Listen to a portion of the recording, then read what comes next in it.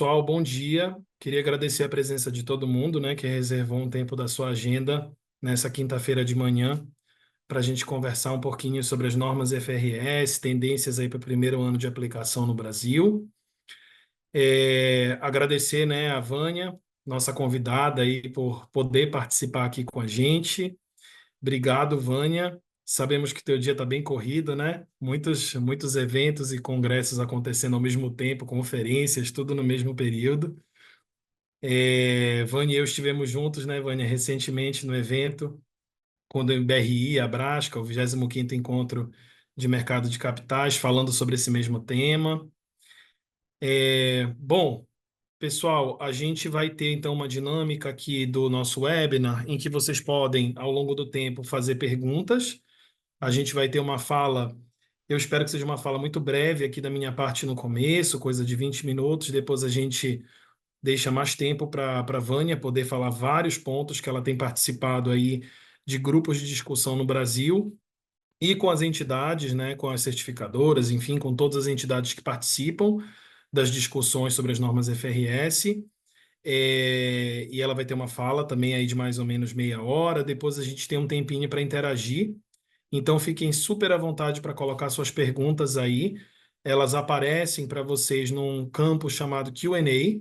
Vocês fazem a pergunta e ela vai aparecer aqui com a equipe que está administrando o nosso webinar e vão ser direcionadas essas questões para a gente debater logo após a fala da Vânia. Tudo bem? Fiquem super à vontade. Mais uma vez, muito bem-vindos. Esperamos que seja uma manhã de bastante conversa, bastante diálogo para todos. A gente sabe que deve ter aqui pessoas que estão dentro das empresas e vão participar dessa discussão, pessoas que trabalham aí numa grande rede, né, Vânia, de consultores, de profissionais liberais que também atuam, empresas que trabalham na área de auditoria, de asseguração, né? Então a gente tem um grande grupo multidisciplinar, a gente pode dizer transdisciplinar, né? Cada vez mais de profissionais envolvidos com relato financeiro e não financeiro, e todo mundo vai ser de alguma maneira impactado por essas normas. Então, o nosso papel aqui é basicamente abrir, né, esse fórum para a gente poder trocar informações e construir conhecimento.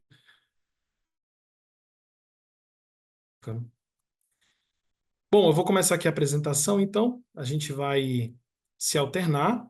É, Acredito que já esteja aparecendo. Está aparecendo para ti, né, Vânia? Tá?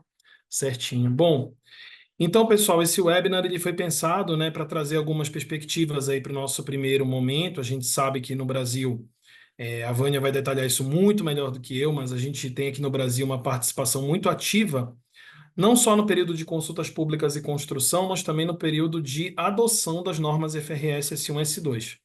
Então, a gente vai trazer essas perspectivas levando em conta que a partir do ano base 2024 a gente vai ter algumas organizações, né? Recentemente, eu participei de algumas reuniões com o time de negócios da Report, com alguns clientes, e alguns já estão interessados em fazer o seu primeiro relato S1 e S2 de maneira voluntária a partir do ano que vem, que é um ponto regulamentado aí pela Resolução 93 da CVM, que a partir do ano que vem já preconiza, né, voluntariamente, claro, nesse primeiro momento, o relato. Então, a gente vai passar por esses pontos, como eu falei, numa fala inicial da minha parte, e depois a gente passa para a Vânia, né? Eu vou começar me apresentando, e depois a Vânia também pode falar um pouquinho dela, né? Se apresentar, que é a nossa convidada de honra aqui. Eu sou Guto, José Augusto, mas ninguém me conhece de José Augusto, é Guto mesmo. Eu sou gerente de conteúdo de educação corporativa SG no Grupo Report, e também atuei nos últimos 13 anos na área de conteúdo, produzindo relatórios, né? Junto com uma equipe grandona que a gente tem, algumas pessoas devem estar aqui também. Então, a gente tem uma frente de educação no Grupo Report e tem outras 7 frentes de atuação que a gente vai falar daqui a pouquinho. E estou aqui porque participei da conferência 2024 da FRS em Londres, agora esse ano. A Bruna do FEC também participou, que é da nossa equipe de jornada climática. Ela participou online, participei presencial. E, na verdade, a gente vem participando há mais ou menos 3 anos dos eventos da FRS para ficar mais ligados, mais conectados com essas demandas e necessidades ligadas às novas normas. Então, em primeiro lugar, para quem não conhece, né, pode ser que alguém aqui não conheça o Grupo Report tanto em detalhe. A gente tem um propósito muito claro de transformar empresas e pessoas por meio da sustentabilidade. Somos uma empresa B certificada. Temos uma jornada meio longa, né? Eu estou na Report desde 2011, mas a Report tem uma história muito longa, desde 2002. Ela vem no mundo, inicialmente no mundo do relatório, e ao longo do tempo ela foi se transformando, foi amplificando, né, seu rol de atuação para atender necessidades para além do relatório que os clientes e as empresas aqui do Brasil também têm. Então, a gente hoje tem frentes de jornada climática, de educação, de soluções digitais, de relato mesmo, que é a nossa frente histórica e principal. A gente tem uma série de atuações em estratégia também, em comunicação, e tudo isso compõe um pouco o rol de atuações que a gente tem. A gente tem mais ou menos aí um grupo, né? Já passou de 100, a gente sabe disso, mas são mais de 100 pessoas dedicadas, né? Um perfil muito multi e transdisciplinar, de fato. A gente tem biólogo, cientista político, jornalista, designer, publicitário, economista, né? A gente tem bastante gráficos. Então, a gente tem uma equipe muito grande na Report, dedicada a prover essas soluções. E a gente atende, até pelo perfil do tipo de serviço que a gente vem prestando, a gente atende principalmente grandes empresas. Então, por isso esse indicador que está ali, de que a gente já atendeu mais da metade das 500 maiores empresas do Brasil, né? E somando processos de materialidade, relatórios, serviços em jornada climática, educação, comunicação, a gente já tem aí mais de 2.500 projetos, né? Então é uma história longa e que ao mesmo tempo reconhece com humildade a necessidade de se debruçar sobre novas normas, novos padrões, novos estándares e discuti-los, né, com toda a comunidade de empresas e de parceiros. Aqui são alguns dos nossos parceiros, cabe destacar e agradecer, né, a IFRS. Também eles tentaram, né, trazer um convidado para conversar com a gente hoje, mas está num período muito, mas muito agitado por ali, e eles preconizam trazer palestrantes que falem o idioma dos países e dos mercados. Então, a gente inicialmente pensou em trazer alguém da FRS, mas eles não podiam nessa data. Então, só agradecer de fato a FRS por estar próxima da gente, sempre compartilhando conhecimentos. A gente integra a Sustainability Alliance da FRS, que é uma comunidade de vários provedores de serviços especializados ligados, né, aos recursos que a FRS Foundation tem para apoiar organizações. Também integramos aí a rede do Pacto Global, a Rede Brasil, temos uma parceria de longa data com a GRI, enfim, são algumas entidades que permitem que a gente esteja conectado a esse ecossistema de sustentabilidade. E aqui um pouco dos nossos serviços, né? Como eu mencionei, a gente acaba que todos são de alguma maneira impactados, né, Vânia, pelas normas FRS. Se pensar, ela mexe com tudo, né, que uma organização que atua nessa cadeia de serviços na área de sustentabilidade acaba fazendo. Então, temos aí um impacto que é multi-áreas e alguns clientes que a gente tem ativos nesse primeiro período, né? Nesse último, aliás, período, no ano de 2023, para vocês saberem, alguns devem estar por aqui, inclusive agradecemos a presença, né? Além de outras empresas e clientes e ex-parceiros e parceiros, enfim. É, Queria passar a palavra rapidinho para a Vânia, né? Para ela poder se apresentar também, antes de começar a falar. Vânia, para você dar um oi para o pessoal, que depois vai vir sua fala também. Obrigado, Guto. Obrigada, repórter, pelo convite. É uma honra estar aqui. Eu sou Vânia Borgert, sou contadora, apaixonada por contabilidade. Então, às vezes, eu fico me perguntando o que eu estou fazendo aqui nesse meio de sustentabilidade. Mas foi uma verdade que eu descobri na vida, que se a nossa função de contador é prover informação útil para quem precisa tomar decisão sobre a empresa, essa informação nunca será completa se ela se restringir às questões financeiras.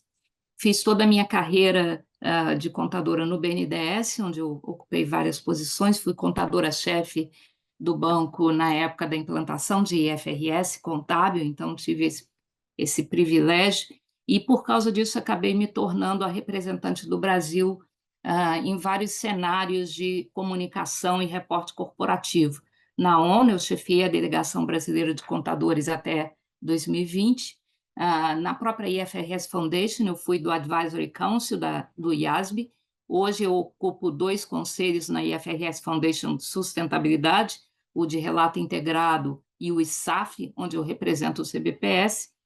E sou também o representante do Brasil no IESBA, que trata do Código de Ética Profissional, e do IFDI, que cuida das métricas de sustentabilidade, e também do SHIFT, que trata de direitos humanos. Então, será uma honra estar aqui hoje. Eu sou vice-coordenadora de Relações Internacionais do CBPS, que é quem cuida do devido processo de traduzir as normas internacionais, fazer a audiência pública, que está se encerrando hoje, para que os reguladores possam endossar as normas internacionais e incorporar dentro do ambiente de compliance no território brasileiro.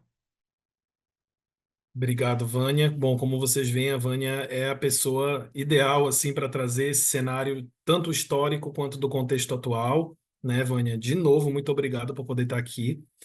É, Pessoal, eu vou fazer então, como a gente combinou, uma primeira fala muito geral assim, né, para falar sobre as normas e, na verdade, um pouco do histórico delas e da função delas, e falar algumas coisas que aconteceram na Conferência 2024 da FRS Foundation, que eu sou jornalista de formação, então eu vou começar pelo ponto ali talvez mais importante, né? Não teve nenhuma revolução, né, Vânia, comparado com o ano passado, que foi o lançamento da norma em si, mas tem uma série de anúncios que são importantes para as empresas que vão começar essa jornada, porque eles trazem no discurso muita preocupação com mais do que lançar novas normas, lançar novos documentos, é com ampliar o nível de conhecimento geral sobre essas normas, para que elas sejam aplicadas da maneira adequada, atendendo ao que cada jurisdição, cada país, cada mercado traz como prioridade.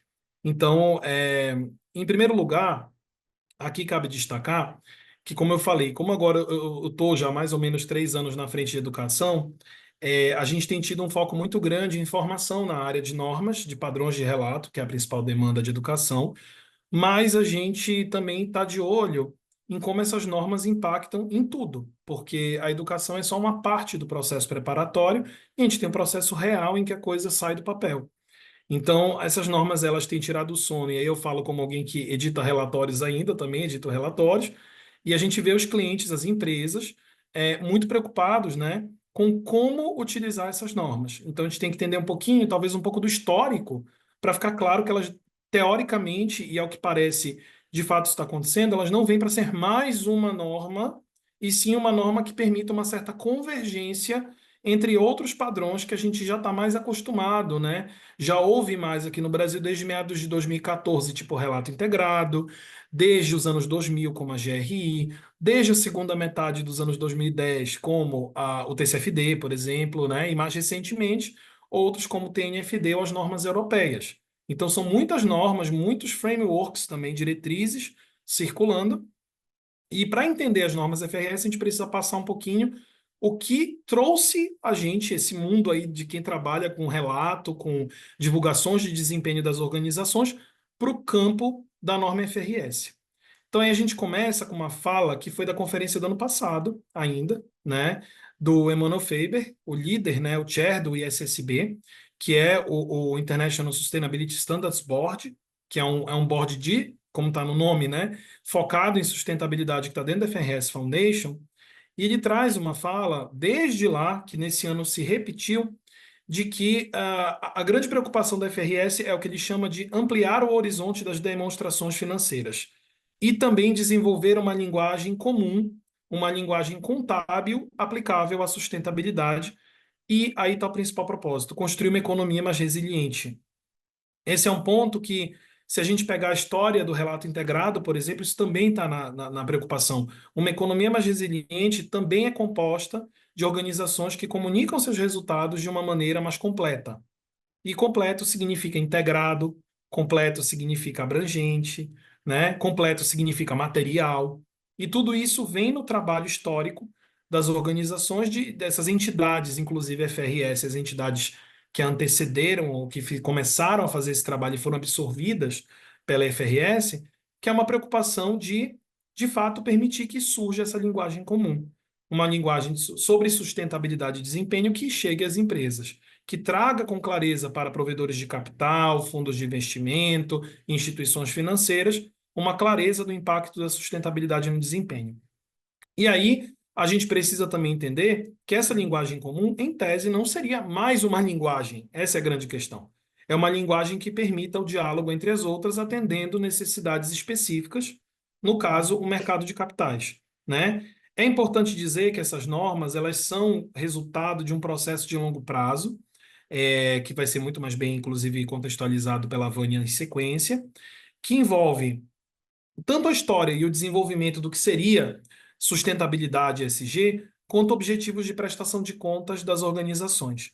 Então, de um lado, a gente tem de fato isso daí em outros momentos, né? A Report já fez webinars e eventos falando disso, sobre essa evolução do conceito de sustentabilidade e do ESG como esse recorte super importante da sustentabilidade que tem sido muito bem absorvido pelo mercado financeiro, né? A conversão de uma pauta que nasce dos movimentos sociais da academia desde os anos 50, 60 e chega aqui no nosso século, na nossa década, e diante dos problemas que a gente enfrenta, com uma abordagem extremamente ligada à atuação empresarial, né?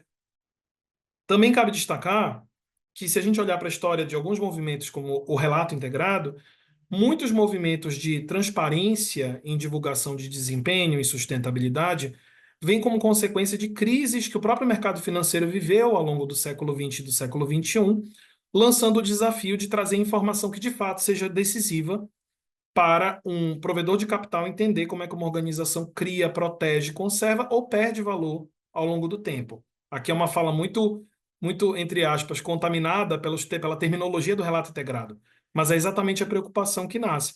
Assim como, se a gente olhar para a GRI, para normas europeias também, que tem esse braço na sua ótica dupla, a gente também está falando de organizações que geram impactos e que a sociedade como um todo, não só provedores de capital, querem saber o que essa organização faz em relação a esses impactos.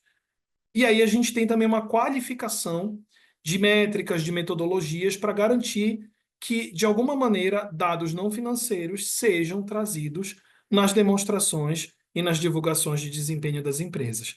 Então, esses são alguns drivers que levaram a uma mudança no cenário global de normas.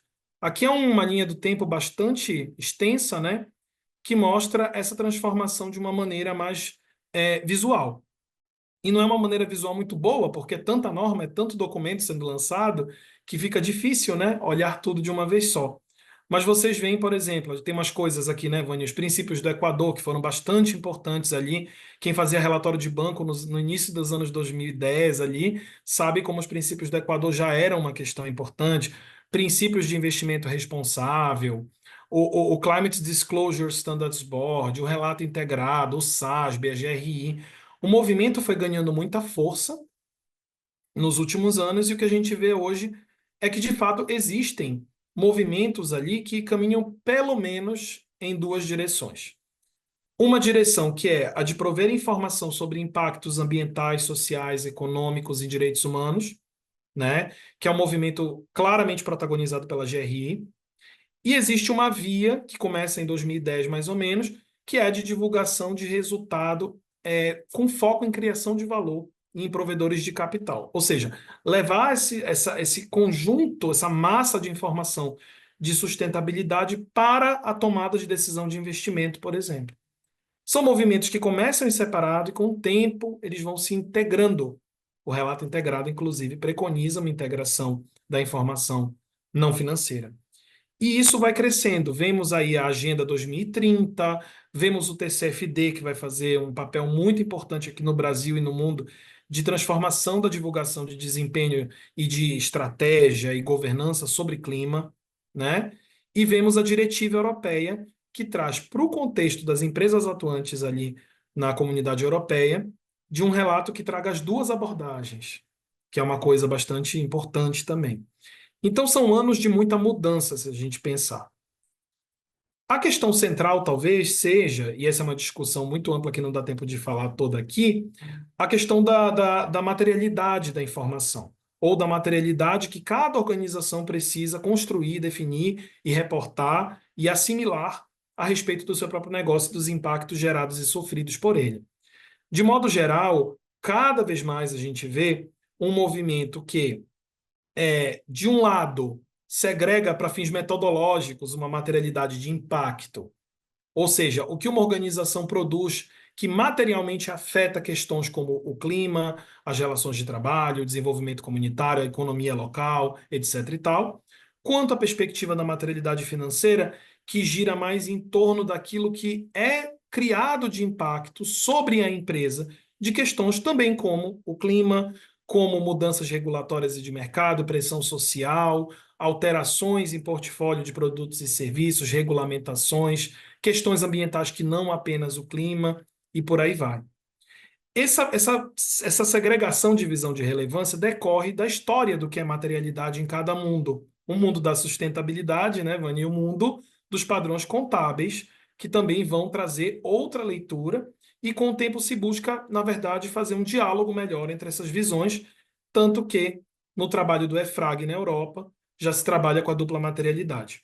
Né? Então a gente vê que boa parte das escolhas de comunicação e gestão da sustentabilidade das empresas ainda se orientam por escolher uma via prioritária aqui dentro. E outras organizações, muitas que a Report inclusive apoia hoje, caminham numa visão da dupla materialidade também. Então, a gente percebe que olhar para os públicos e as necessidades que eles têm para tomar decisão é um importantíssimo direcionador do que falar na hora de fazer um retrato, uma fotografia, um vídeo, seja lá o que for, do desempenho de uma organização no ano corrente. A isso se soma também um movimento de regulamentações cada vez mais importantes. Então, por exemplo, quem acompanhou um trabalho que aconteceu, inclusive em parceria com a GRI aqui no Brasil, o Relate ou Explique foi um movimento extremamente importante, né, para o nosso mercado aqui. Foi um movimento divulgado em 2012, durou até 2020, havia divulgações, né, de listas das organizações nesse quesito, que traziam as informações das empresas que deveriam divulgar se publicavam um relatório com aspectos de sustentabilidade e, caso não publicassem, que elas explicassem o motivo. Então, esse foi um movimento puxado pela B3, né, trazido com muita força ali, e isso acabou trazendo uma solicitação formal lá em 2016. E no ano seguinte também se começa a falar sobre a divulgação relacionada aos ODS também das Nações Unidas. Foi um movimento muito importante aqui no Brasil, né, que trouxe ali um estímulo para que organizações listadas, enfim, sujeitas à regulamentação da CVM, que elas pudessem ou fazer um relatório ou dizer por que ainda não o faziam, trazendo questões de sustentabilidade. Tivemos também a lei das estatais, né? Essa lei ela trouxe ali, logo ao final, né, no item 9, a obrigatoriedade de divulgação de um relatório integrado ou de sustentabilidade. Isso fez muitas companhias estatais e também sociedades de economia mista, né, a publicar relatórios. Algumas já faziam, outras não faziam, ou faziam só uma demonstração de resultado e trouxeram, então, peças mais completas. Na Europa, a gente tem a diretiva, né, da União Europeia e todo o trabalho consequente do EFRAG, que produziu as chamadas normas europeias, as normas ESRS, né, que já são ali um conjunto de normas, também com caráter bastante modular, né, que uma organização com determinado volume de negócios na União Europeia ou com sede na União Europeia precisará divulgar nos próximos anos. Então, a gente vê que existe um movimento também no sentido mais, talvez, a gente pode dizer, impositivo, né? E dentro disso vem as normas. O que acontece com as normas? É importante dizer que as normas FRS, elas não têm a perspectiva, né, da dupla materialidade. Muita gente tem essa dúvida, né? Não traz isso, e nesse ano na conferência de novo se falou disso. O foco daqui é a materialidade de caráter financeiro. Então, material é aquele tema que afeta a tomada de decisão, que é decisivo para uma tomada de decisão responsável por um provedor de capital, e que versa principalmente sobre aspectos não financeiros que afetam os resultados e a criação de valor da organização. Esse movimento ele tem alguns componentes importantes. Então, em primeiro lugar, você está olhando para o stakeholder financeiro. Isso é um ponto muito importante. O segundo é que é preciso, e isso o relato integrado vai trazer com muita força, uma conexão entre padrões e linguagem dos dados de sustentabilidade, um alinhamento com a linguagem e os padrões do relato financeiro. Também surge uma preocupação de você construir normas que atendam a essa necessidade do stakeholder financeiro, mas que tenham interoperabilidade. Essa é a palavra que mais se fala no momento, né, Vânia? Se fala muito em interoperabilidade porque as empresas têm um limite também do tanto de horas e de investimento que ela consegue fazer em cima de tantas normas. Então, claro que se preocupa com isso, né? E uma difusão desses padrões em determinados países ou jurisdições, como a FRS chamam, para que essa adoção seja normatizada, seja padronizada globalmente. Então, tem alguns players importantes. Primeiro, o IRC, que estabelece, né, o trabalho do relato integrado, e é um movimento de bastante, já bastante consolidado, né, no Brasil, no mundo. O Sustainability Accounting Standards Board, que desenvolve, na década passada, as suas normas que são específicas por indústria e setor, normas que aqui no Brasil a gente tem visto muito relatório adotando, né, cada vez mais, na verdade, de 2020 para cá. E nós tivemos uma entidade, a Value Reporting Foundation, de vida curta, né, que ela durou ali, ela já vinha de uma entidade anterior, que é o IRC. A Value Reporting Foundation foi, então, integrada à IFRS Foundation. Nesse caminho, então, você já tinha uma diretriz, que era o framework de relato integrado, e já havia as normas SASB, sob o chapéu dessa entidade. O passo seguinte era você criar um board e uma governança e uma norma que essa governança garantisse a adequada construção e execução, que fechasse as pecinhas para gerar informação importante para provedores de capital, juntando o trabalho de décadas do IASB, que desenvolveu os padrões contábeis FRS, as normas internacionais FRS, e o ISSB, como o irmão do IASB em sustentabilidade, queria desenvolver as normas e os padrões de divulgação de sustentabilidade. Então, a FRS Foundation é composta dessas duas ternas ali que trabalham de uma forma complementar. A norma FRS, as normas FRS, né, foram lançadas em 2023. Primeiramente, a norma S1, que é chamada de norma mãe, né, e a norma S2, que é focada em aspectos específicos de clima. E é importante dizer que elas são resultado de uma grande consulta, né, Vânia? Um processo com players do mundo inteiro, com mais de 400 eventos, mais de 1.400 retornos de consulta sobre esses documentos, mais de 20 encontros ali dos GTs do IASB e do SSB, para garantir que vários stakeholders pudessem ponderar sobre elas. E como resultado, o que a gente vê é que são normas que já nascem com uma cara de interoperabilidade ou uma tentativa, né? Aqui eu não vou me aprofundar tanto, porque a Vânia vai trazer detalhes também, mas só para a gente alinhar, talvez alguns não saibam, a diferença da S1 para S2, a S1 é a norma mãe. É aquela norma que você deve usar como a forma como você vai reportar toda a sua estratégia, governança, a sua visão de riscos e oportunidades, as suas metas sobre sustentabilidade de uma maneira geral. Com, se não me engano, em torno de 60 disclosures ali, que são questões ali que estão nos parágrafos dessa norma, que você deve responder de conteúdo central. Então, essa norma ela vem com alguns documentos, né? Tem o documento principal e alguns documentos de apoio que você pode usar. Por exemplo, o Accompanying Guidance, que vai te orientar como usar essa norma com a norma SASB, por exemplo. Como usar o CDSB, né? Eu preciso usar a norma europeia, eu posso usar alguma coisa de GRI, esses documentos vão te dar orientações sobre como você pode operar essa norma em conjunto com outras. A S1 é a norma mãe, portanto, a norma geral obrigatória. Uma vez que você relata S1, você vai ter determinado a materialidade da sua empresa, e aí a S2 será adotada pela empresa que determinar clima como material.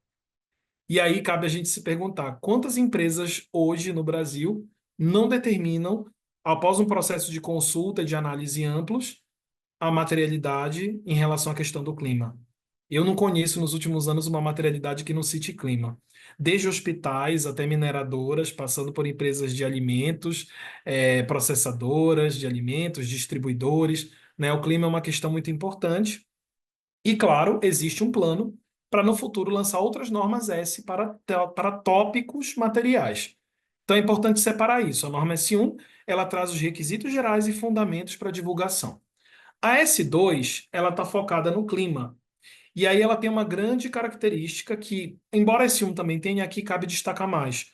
Uma integração total com o TCFD, né, com as diretrizes do TCFD, o Task Force on Climate Related Disclosures, que foi, na verdade, incorporado também ao trabalho da FRS. A força-tarefa foi oficialmente é, concluída, né, ou digamos assim, completa, e essas normas, as normas S2, trazem no seu corpo informações ligadas ao reporte que já é feito pelas empresas no TCFD, com alguns vários importantes aspectos adicionais. Ela também tem vários documentos de apoio e o que eu destacaria como mais importante é o Industry Based Guidance, que é um documento com mais de 500 páginas, que traz 11 setores empresariais sobre os quais há orientações de aplicação da S2, considerando aspectos próprios de cada indústria. Então, mineração, setor financeiro, alimentos, healthcare, né? Cada setor ali com o seu conjunto de informações. E a norma S2, portanto, é adotada pela empresa que determinar a questão climática como material, certo? Então, aqui são os 4 pilares do que se chama Core Content. Então, é bastante coisa, né? Tem bastante perguntinha ali. Em torno de 140 perguntas sendo solicitadas para as empresas. Muitas delas são complementares, tá? Então, uma pergunta ao geral na S1 e a outra pergunta sobre clima na S2, né? Mas são muitas questões sobre governança, estratégia, gestão de riscos e métricas e metas. Essa estrutura foi herdada do TCFD, porque quem relata TCFD já conhece bem, né? Só que para falar de questões de sustentabilidade de uma maneira mais ampla quando a gente pensa na norma S1. Eu estou trazendo, pessoal, algumas informações aqui, inclusive que a gente acaba de atualizar no nosso curso Normas FRS, que no final do webinar a gente fala um pouquinho dele, tá bom? Sobre a nossa próxima turma e qual é o conteúdo do curso que a gente tem sobre esse tema. Então, o que para finalizar aqui, para poder passar a palavra para a Vânia, veio da conferência de importante, né? Como eu falei no comecinho, para quem não estava, a Report tem participado da conferência da FRS. Esse ano eu participei presencialmente, foi em Londres, e nos outros anos online, e esse ano, além de mim, também a Bruna Dufec, da nossa frente de jornada climática, também participou das sessões online. O que tem acontecido nas conferências e nos simpósios, né, Vânia? A gente percebe que mais do que ficar soltando um monte de normas, que é uma coisa que vai gerar ansiedade, né, e complexificar mais ainda a coisa, a FRS Foundation percebeu a necessidade, na verdade, de trazer mais educação, nivelamento de conhecimento, alinhamentos entre jurisdições, reguladores, mercado, empresas, consultorias, standard setters, né? Então, isso é uma coisa que tem sido muito claramente posta. Por exemplo, na conferência, eles anunciaram um novo memorando de entendimento com o GHG Protocol para que qualquer atualização de metodologia ou de métrica ou de padrão do GHG Protocol seja automaticamente alinhado com a FRS Foundation e vice-versa, para que o reporte climático seja, né, não tenha divergências entre normas FRS e GHG. Também já existe uma aplicação do questionário do CDP com base na norma FRS S2. Existe um trabalho com EFRAG para a interoperabilidade da norma europeia com os padrões FRS. É importante dizer porque a norma europeia, embora ela seja dupla perspectiva, ou seja, impacto, materialidade de impacto e materialidade financeira, a FRS mantém no speech que empresas europeias vocês têm operabilidade total entre norma FRS e norma europeia, porque o braço financeiro da norma SRS europeia é atendido pelas divulgações IFRS. Então, isso daí é uma outra coisa que eles trouxeram. Também fizeram um acordo com a GRI, isso já tinha sido anunciado em meados de maio, para trabalhar em padrões ligados à biodiversidade. Então, a GRI mesmo e a FRS já estão em diálogo. Então, isso é uma novidade importante. Eles também anunciaram várias melhorias na norma SASB. Quem relata SASB no Brasil sabe que tem perguntas ali que são absolutamente anglo-saxônicas, né? Sobre regulamentações que não são do nosso mercado. Então, eles estão ajustando o texto das mais de 70 normas setoriais do SASB para que eles atendam empresas de qualquer lugar do mundo. Eles anunciaram mais uma vez a importância do relato integrado, e aí cabe lembrar, né, a gente é instrutor certificado a Report e FRS de relato integrado, e a gente tem um curso certificado por eles, com certificado emitido por eles.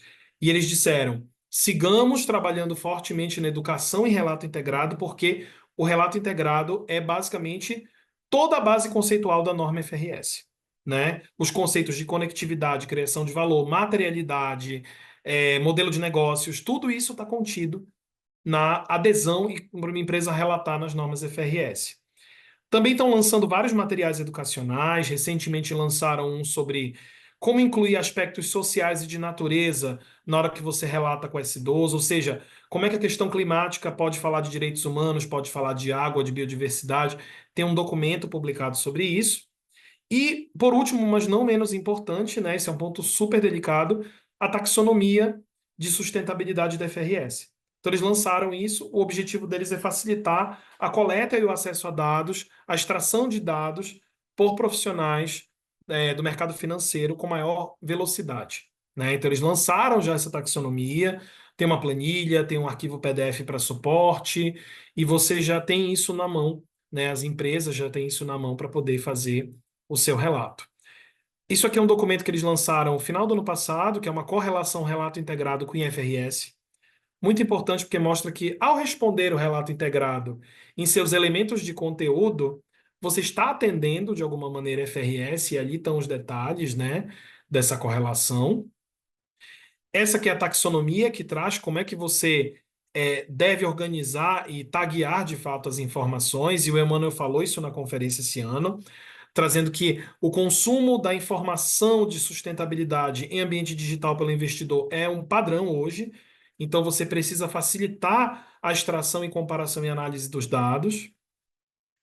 E aqui o trabalho frontal, né, digamos assim, da IFRS Foundation daqui para frente.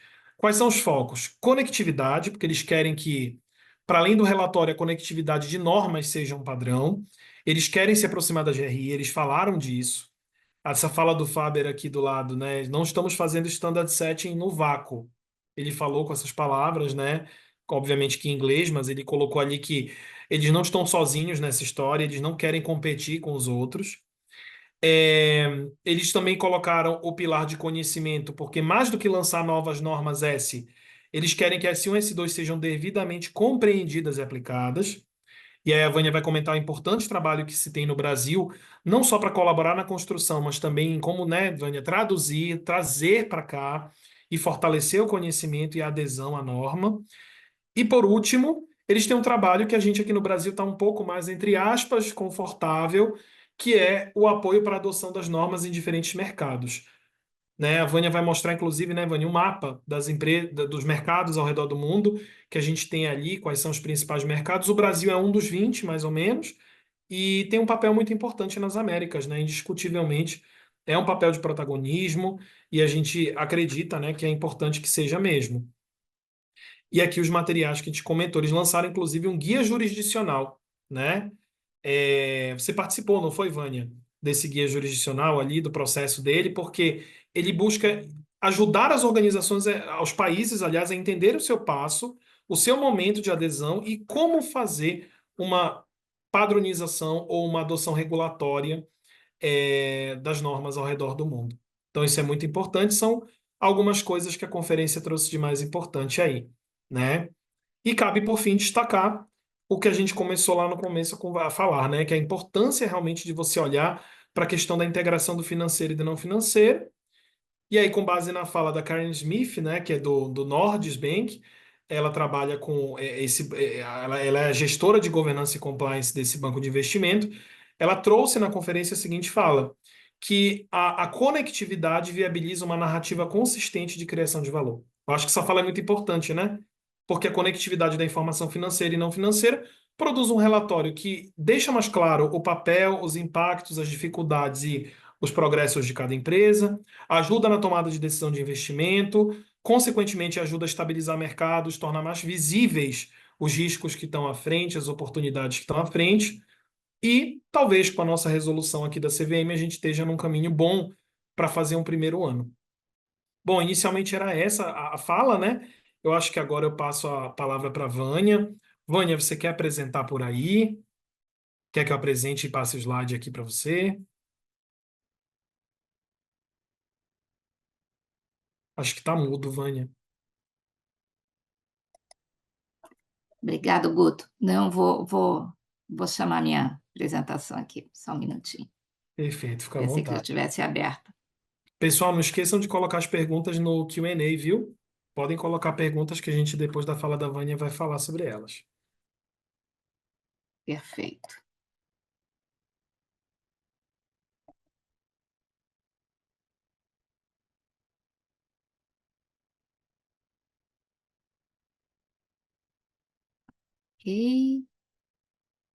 Já estamos vendo aqui. Beleza. Estão vendo no modo apresentação? Não. Ainda não, ainda está aparecendo o cantinho. Eu acho que se for ali Ixi. embaixo, debaixo daquele menu de navegação de página direita, isso. Se clicar nesse que é uma paginazinha ali no canto à direita, aparece. Opa, não, Não não. nesse, no da direita, é. Ali no cantinho à direita, lá embaixo, do outro lado. Aqui? Ali no canto direito, onde está a página 1 a Não, 45, peraí. Eu vou fazer o seguinte. Aqui. Melhor? Acho que sim. Tá vendo bem agora, Guto? sim, estamos vendo. Ah, beleza, então. Muito bem, muito obrigada, repórter, mais uma vez pelo convite. É uma honra estar aqui. O assunto tão importante, tão quente para todo mundo, né? Vamos tentar ah, partir daquilo que o Guto já falou e expandir um pouquinho mais. E eu gosto sempre de explicar por quê, né? Sempre tivemos relatórios corporativos? Não. Sempre tivemos contabilidade, baseada em princípios contábeis geralmente aceitos. Mas mesmo os princípios contábeis, cada país tinha o seu e as empresas não tinham qualquer tipo de divulgação de informação para o público. Era uma técnica interna para controle do próprio desempenho. Até que veio a quebra da Bolsa de 29 e os especialistas chegaram à conclusão de que se os mercados tivessem informação sobre as empresas, eles poderiam ter prevenido a crise, poderiam ter lidado melhor com o risco e poderiam, inclusive, ter ajudado algumas empresas que estavam em situação precária a tomar medidas enquanto ainda dava tempo de resolver o problema.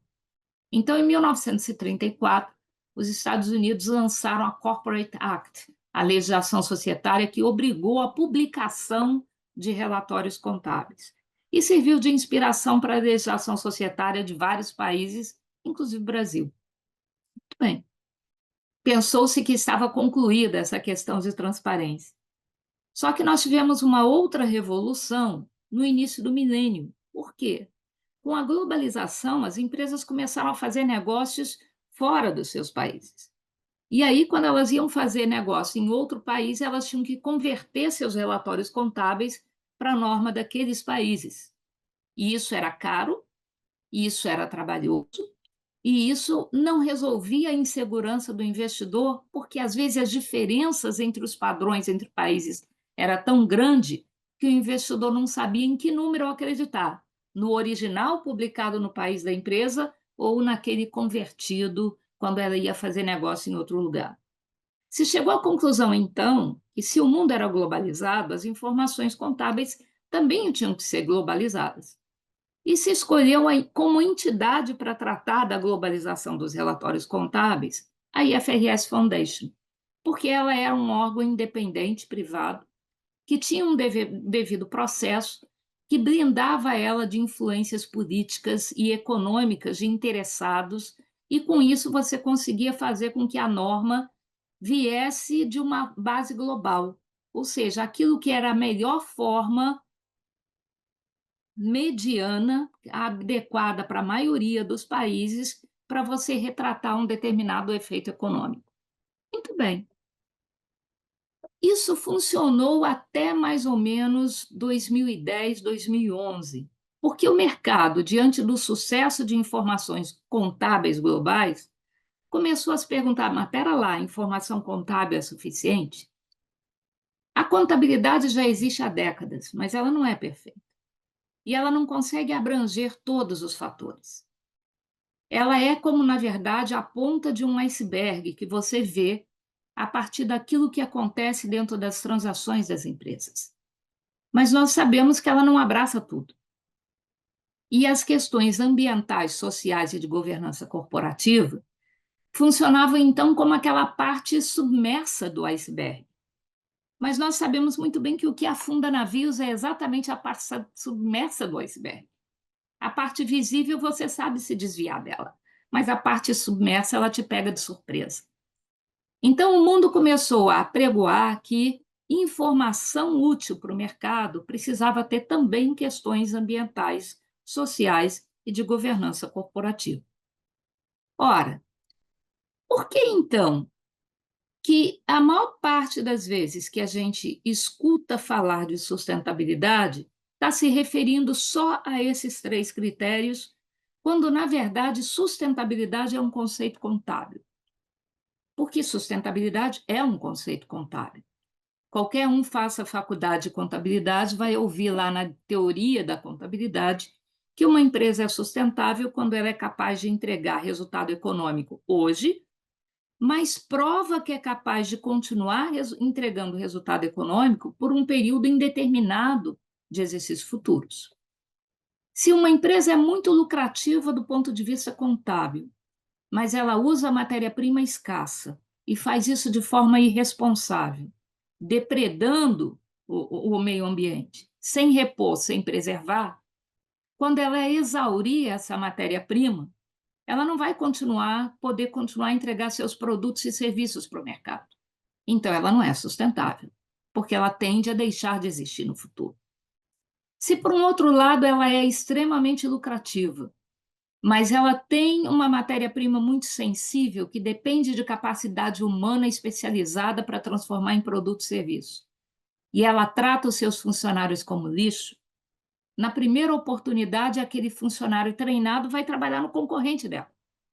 E como a imagem dela de mau empregador se espalha no mercado, ela dificilmente vai conseguir repor aquela mão de obra por alguém qualificado. A qualidade do produto dela tende a diminuir no futuro, ela vai perder cliente, porque o cliente vai passar a consumir o produto e serviço do seu concorrente. Ela não é sustentável. Se, por um outro exemplo, a empresa igualmente é lucrativa, mas ela é lucrativa porque ela tem um contrato muito bem favorável para ela, que foi conseguida graças a uma ajuda financeira que ela pagou para um determinado executivo do governo. Só que teve eleição, esse funcionário caiu, um outro funcionário subiu para o posto, que encomendou uma auditoria e já aquele contrato fraudulento vai vir à tona. Essa empresa também não é sustentável. Então, em outras palavras, uma empresa só é sustentável quando ela tem os quatro pilares: o econômico, o ambiental, o social e governança. É isso que em contabilidade significa sustentabilidade. Por que então que a gente escuta relatório de sustentabilidade só referido às questões ambientais, sociais e de governança corporativa? Por causa do que vocês veem nesse gráfico mais à esquerda. Hoje, 90% dos relatórios corporativos são apurados tendo como base critérios, normas aceitáveis de reporte. Mas apenas 75% deles são auditados e apenas 60% deles são preparados baixo um código de ética aceitável. Bom, se você olha para as questões ambientais, sociais e de governança, a situação é muito pior. Apenas 10% obedece um relatório, um padrão aceitável de reporte. Apenas 3% é assegurado e apenas 5% olham para um código de ética.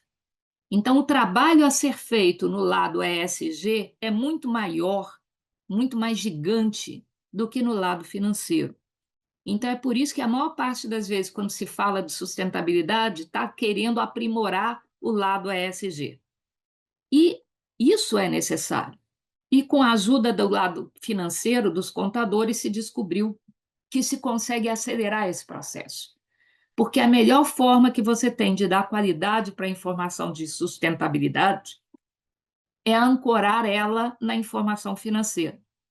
Isso facilita a evidenciação, facilita a auditoria, facilita a credibilidade, facilita a aplicação de padrões éticos. Então, evita greenwashing ou diminui a oportunidade de greenwashing, e é isso que o relato integrado veio apregoando, e é por isso que ele ganhou tanto espaço em tão pouco tempo, exatamente essa ligação entre informação financeira e o que é chamado de não financeira. Para ter sustentabilidade, eu acrescentaria ainda 4 fatores que geralmente as pessoas não olham muito. Em primeiro lugar, a questão de longo prazo. Geralmente, no meio de negócios, você planta de manhã e quer colher de tarde. Em sustentabilidade, não funciona assim. Você não despolui um rio em meses. Você não reconstrói uma floresta devastada em anos. Você não limpa uma baía em décadas.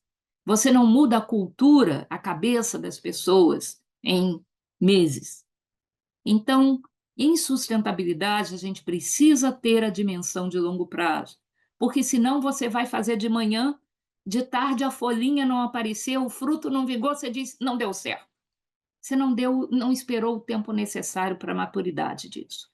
Então, em sustentabilidade, se precisa pensar em longo prazo. E isso é uma grande dificuldade, porque geralmente os nossos executivos, por causa do problema de agência, eles querem fazer aquilo que vai surgir no curto prazo para eles conseguirem preservar o seu emprego e o seu bônus. O que acontece é que, se ele deixar para fazer depois, dado que não aparece a tempo dele colher os louros, pode ser tarde demais. Se nós não começarmos a agir hoje, as gerações futuras não terão o que consertar, porque não terá mais conserto. Então, nós precisamos incorporar a dimensão de longo prazo, e isso é fundamental. E como vamos fazer isso? Abrindo caminho para uma coisa chamada inovação. Nós não somos muito acostumados a fazer aquilo que a gente já sabe fazer. E precisamos estar abertos para aprender a fazer de uma forma nova, porque em sustentabilidade é isso que vai funcionar. Nenhum de nós quer que uma empresa abra mão de ser lucrativa. Nós queremos que ela se dê ao trabalho de procurar caminhos alternativos de continuar a ser lucrativa sem danificar o planeta. Quando questões climáticas surgiram há 20 anos atrás, o grande vilão era o aerosol do desodorante, era o gás dos refrigeradores, do ar-condicionado, que comprometiam a camada de ozônio e esquentavam a Terra. Ninguém deixou de usar desodorante, ninguém deixou de ter geladeira, ninguém deixou de ter ar-condicionado. A ciência entrou em campo, foi lá e descobriu um meio alternativo da gente continuar a ter todas essas coisas, mas com menos dano. Então, com a inovação, se a gente quiser encontrar respostas, a gente vai encontrar. Mas o caso é que muitas vezes a gente não se dá o trabalho de procurar essas respostas. E acho que a tecnologia pode ser uma grande ferramenta nesse momento, porque antes nós precisávamos fazer experimentos que duravam décadas para você ter resultados, para você saber o que dava certo e o que não dava. Hoje, com a tecnologia, você consegue fazer simulações que conseguem te adiantar cenários, que conseguem te mostrar com um grau de segurança bastante razoável o que dá certo e o que não dá, para você já começar sabendo onde você está pisando. E é isso que eu acho que, associado à cultura corporativa, vai ser a solução do problema. Ora, muitas iniciativas, como o Guto falou, surgiram para dar respostas de como reportar a sustentabilidade. Todas elas excelentes. O GRI, CDP, TCFD, TNFD, Science Based, SASB, IFI, ODS. Eu não boto relato integrado aqui, Guto, porque o relato integrado não é uma metodologia de reporte. Ele é uma metodologia de integração entre o reporte de sustentabilidade e o reporte financeiro. Então, ele é a argamassa que vai unir esses dois polos.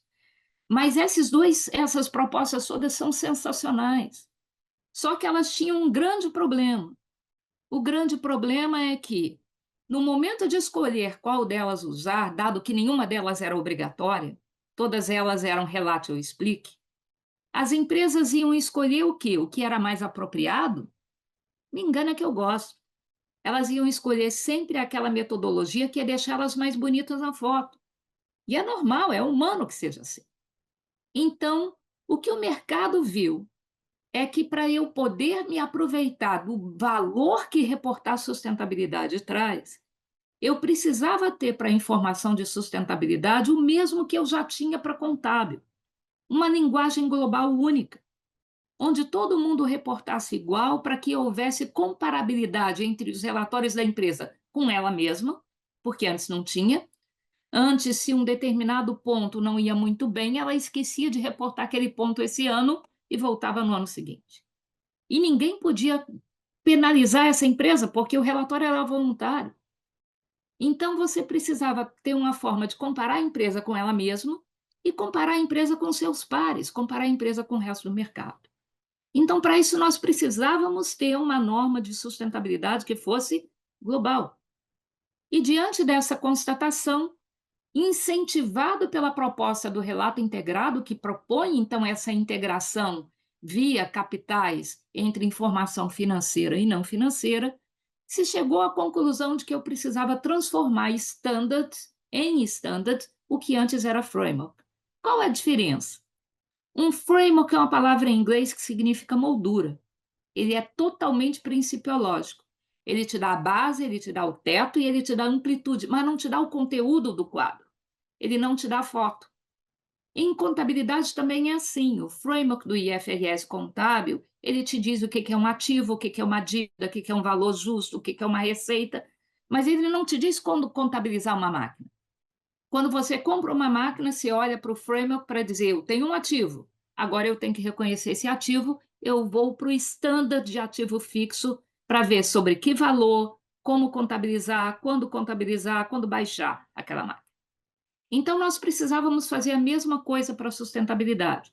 Pegar aquele conjunto de frameworks, de GRI, de TCFD, de Science Based Target, e transformar ele em standard. E a entidade que foi escolhida para fazer isso é a mesma IFRS Foundation, porque, é claro, se queremos integração entre informação financeira e não financeira, quem melhor para normatizar a sustentabilidade do que quem já normatiza a contabilidade? E com uma vantagem adicional, ela já tem experiência em fazer norma global e os reguladores já reconhecem o devido processo delas. Se a GRI bate na porta da CVM para dizer, olha, transforma a norma GRI numa norma obrigatória no território brasileiro, a CVM vai, em primeiro lugar, perguntar, mas quem é GRI? Exemplo, né, gente? Que todo mundo conhece a GRI, mas estou extrapolando para poder mostrar o espírito da coisa. Então, com a IFRS Foundation, isso não acontece, porque todos os reguladores mundiais já conhecem o devido processo, a estrutura de blindagem que a IFRS Foundation tem para se preservar contra essas influências. Então, faz sentido. Sendo a IFRS Foundation a normatizar, os reguladores do mundo inteiro ficam mais confortáveis em recepcionar a norma de sustentabilidade. E, com isso, o processo de aceleração da regulamentação de informação de sustentabilidade ganha força. Aí muita gente diz assim, mas existe contradição entre a norma europeia, a norma americana e a norma da IFRS Foundation? Não. Deixa eu dar uma novidadezinha para vocês aqui. A SEC americana não é um normatizador global. Ela pode estabelecer regra para empresas americanas ou empresas estrangeiras que estejam operando em território americano. Só. O Parlamento Europeu também não é um normatizador global. Ele pode estabelecer regra para empresas europeias e para empresas estrangeiras que estejam operando em território europeu. Ok. Então, os Estados Unidos, com a SEC, já estava trabalhando numa regra de apresentação de informação climática baseada no TCFD. Diante de muita resistência lá, eles resolveram tirar fora a questão do escopo 3, que eu vou falar daqui a pouquinho. Então, a norma americana hoje está suspensa por liminar jurídica, mas se ela voltar, ela não é capaz de atender a IFRS Foundation. Por quê? Porque ela não reporta o escopo 3 e a IFRS Foundation requer escopo 3. Então, ela tem que crescer até chegar do tamanho da IFRS Foundation. Já o Parlamento Europeu, com a EFRAG, eles tinham um outro problema. Porque a IFRS Foundation, quando aceitou normatizar a sustentabilidade, ele disse assim, eu não vou começar querendo abraçar o mundo com as pernas. Eu vou normatizar a sustentabilidade que nem uma criança monta um Lego, uma pecinha por vez, para eu ter segurança de que aquilo que eu vou colocar lá vai funcionar para o mundo inteiro. Então, ele resolveu começar por clima. E aí o Parlamento Europeu falou assim: opa, mas espera lá. As empresas europeias já têm o hábito de reportar sustentabilidade cross the board, em todos os aspectos, e não apenas clima. Então, para me conformar à IFRS Foundation, eu teria que reduzir aquilo que as empresas europeias hoje já reportam. Só que com um agravante. Como a IFRS Foundation, a médio e longo prazo, vai estar normatizando todos os outros critérios de sustentabilidade, depois as empresas europeias iam ter que reconstruir aquilo que elas abandonaram no meio do caminho. Elas não iam ficar felizes com isso, certo? Então, quando eles discutiram, eles chegaram à conclusão que era melhor o Parlamento Europeu manter sustentabilidade total, porque pouco a pouco a IFRS vai chegar lá e eles usariam, então, aquilo que é reportado para o Parlamento Europeu como benchmark para a própria IFRS Foundation fazer a sua fase de pesquisa para as futuras normas que vão ser desenvolvidas. Então, não existe desacordo entre eles. Existe, na verdade, uma coordenação do passo a ser adotado. Comparação global é com a norma da IFRS Foundation. O que é, então, a norma europeia e a norma americana? Na verdade, é isso aqui. O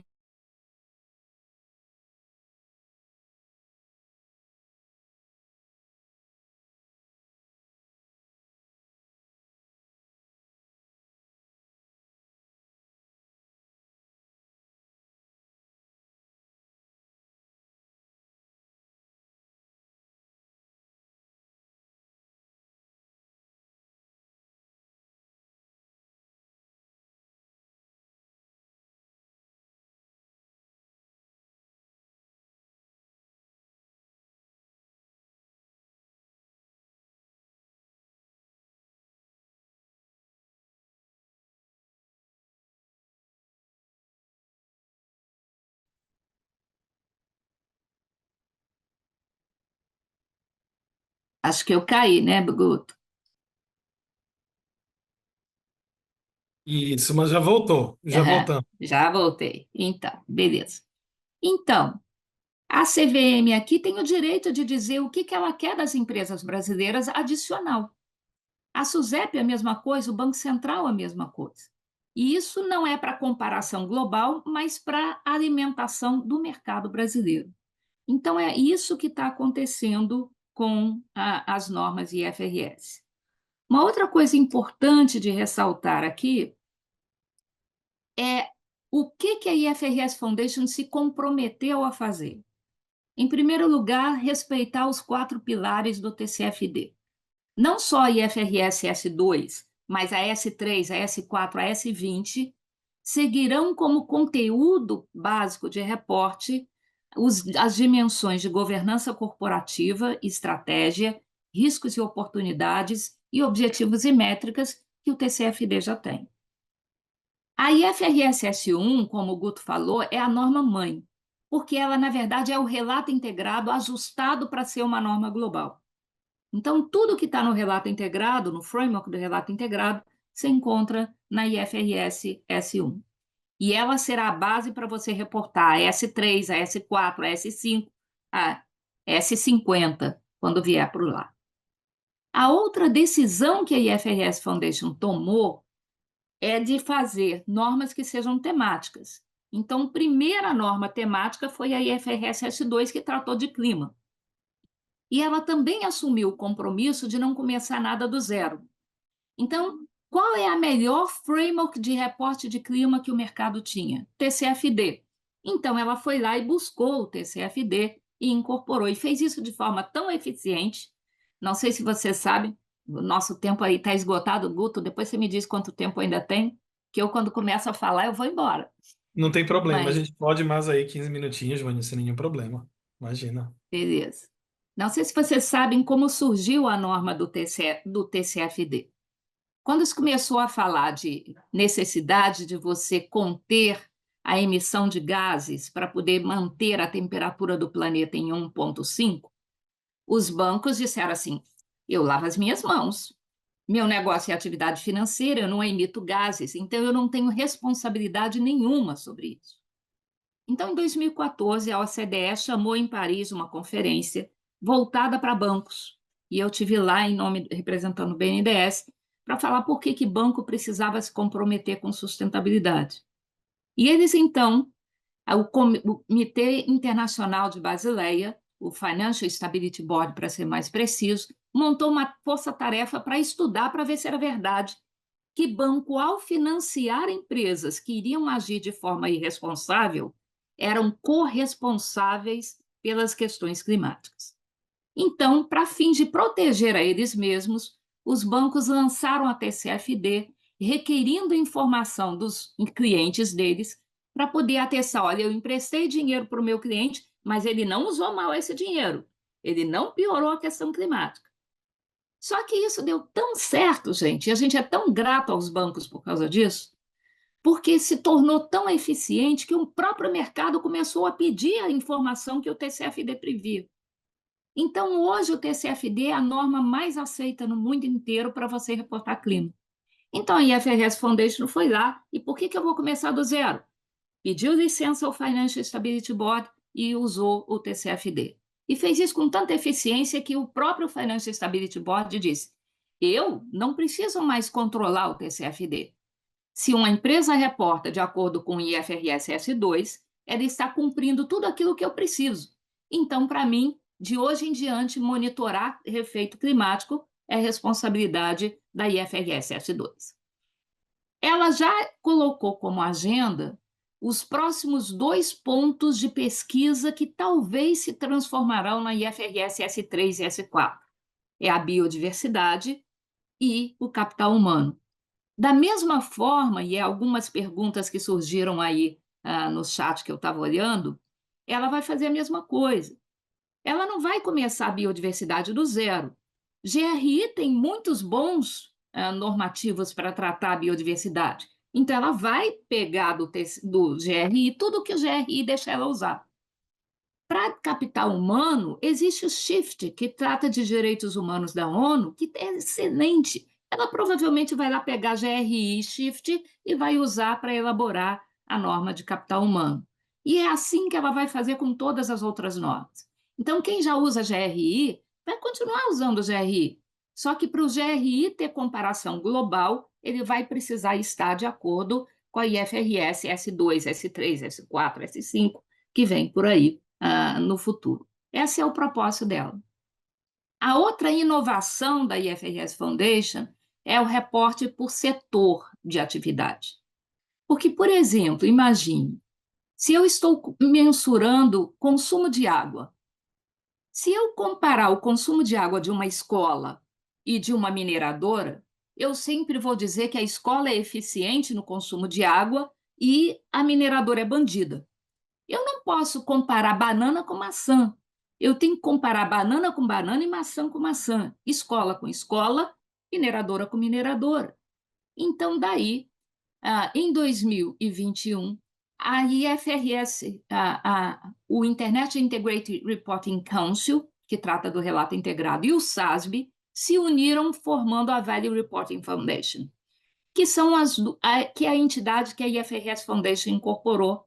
Então, ela usa o framework do relato integrado no IFRS S1 e ela vai usar as tabelas setoriais do SASB no S2, no S3, no S4, para você ter as metodologias, a grade, os indicadores para você reportar sustentabilidade de acordo com o setor de atividade do negócio. Então, é mais ou menos isso. O Guto já falou que ela também quer reportes que sejam digitais. Isso facilita a auditoria, facilita a tradução, facilita a divulgação de informação e é algo muito importante. Ela já lançou um caderno de taxonomia, mas está preparando, e aí fiquem bem atentos, um caderno técnico que é para ser usado pelos reguladores para implementar a sua base de sistema que vai receber esses relatórios digitais. Então, esse outro caderno não é para o povão, é para o regulador poder incorporar isso dentro do seu ambiente de supervisão das entidades de mercado. A conectividade entre o IASB e o ISSB, que o Guto mencionou, é fundamental, porque se eu quero relato integrado, eu não posso ter uma norma de sustentabilidade saindo que esteja em contradição com aquilo que a norma contábil está pedindo. As normas do ISSB nunca vão pedir contabilização de sustentabilidade, porque não está no mandato do ISSB contabilização, está no mandato do IASB. O mandato do ISSB é divulgação, mas à medida que ela estabelece critérios de divulgação, isso cria mecanismos seguros para que no futuro o IASB passe a exigir contabilização das questões de sustentabilidade também. Então, atentos a esse. O Guto já falou também, e é fundamental, a IFRS Foundation chegou à conclusão de que não adianta nada ela fazer uma norma magnífica se essa norma não vier a ser absorvida e conhecida por todo mundo. E é todo mundo mesmo. É quem é contador que precisa aprender, é quem é analista de mercado, é quem é advogado, é quem é regulador, é quem é diretor de empresa, é quem é investidor, é a sociedade.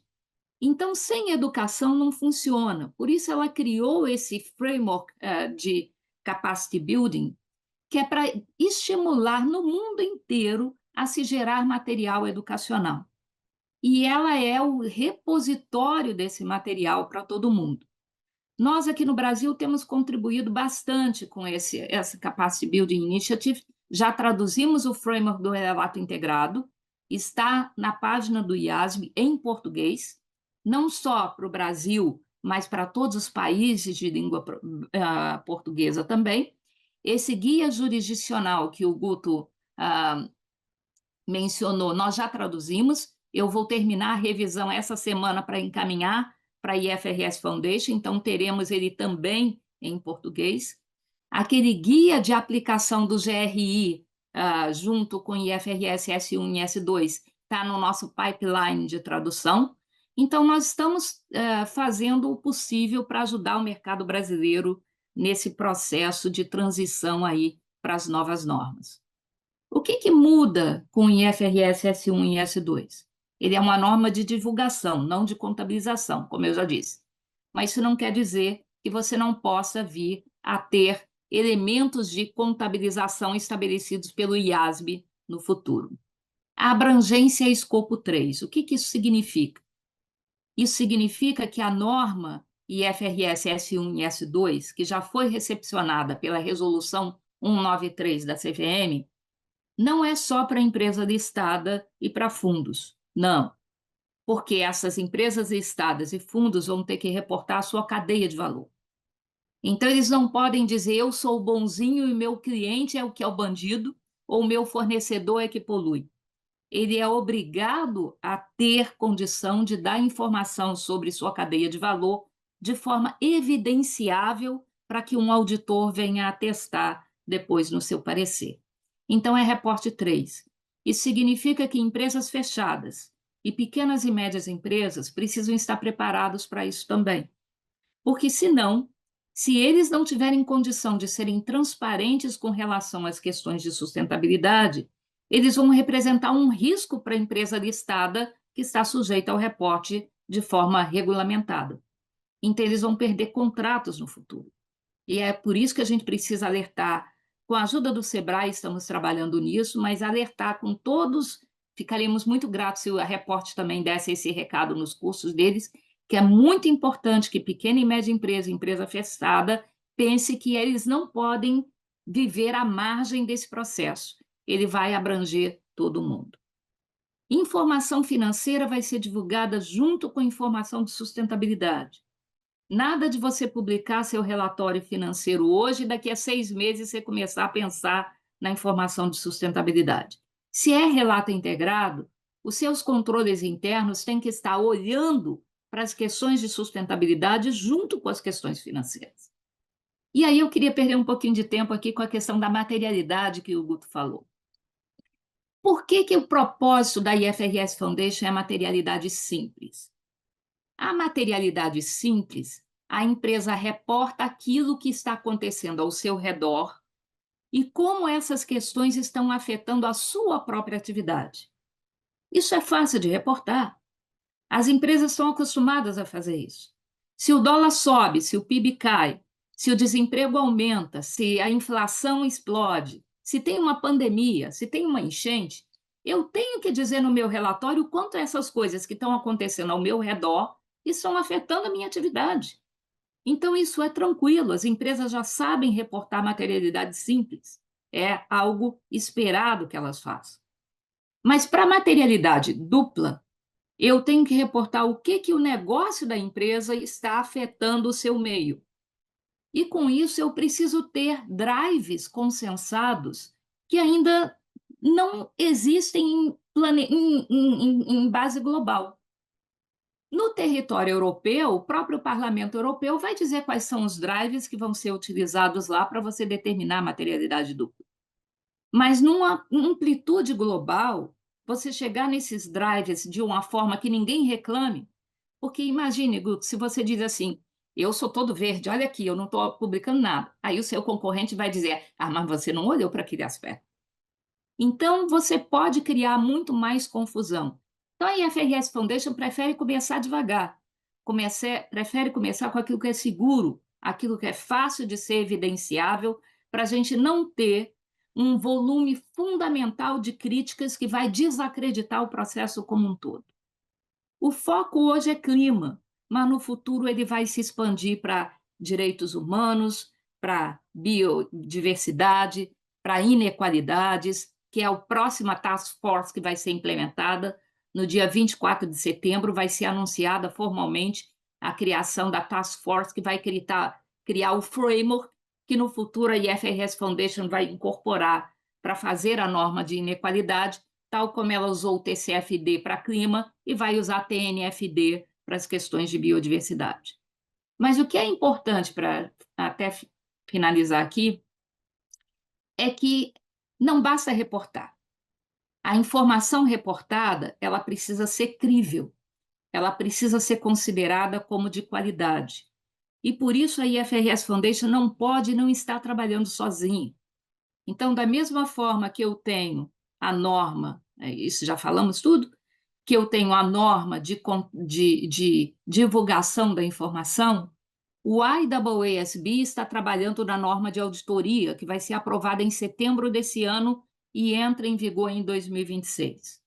O IESBA está fazendo a norma, o código de ética, que vai passar de ser voltado para a contabilidade para abranger também as questões de sustentabilidade. Vai ser aprovada em dezembro desse ano, entra em vigor em 2026.